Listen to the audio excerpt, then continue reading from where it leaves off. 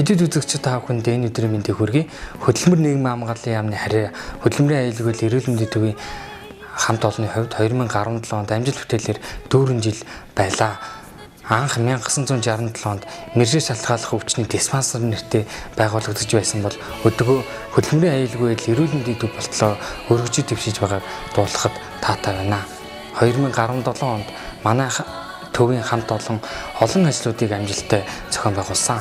Тухайлбал мэржээ шалгааллах өвчний өнөөгийн нөхцөл байдал, цаашид авах арга хэмжээний талаар салбар бүрийн төлөөллөд оролцсон олон улсын эзэмшил шинжилгээний байгууллагыг амжилттай зохион байгууллаа. За мөн түүнчлэн үйлдвэрлэлийн осол мэржээ шалгааллах өвчний урьдчилан сэргийлэх чиглэлээр компани ажлыг шинэлэг хэлбэрээр зохион байгуулж эхэллээ.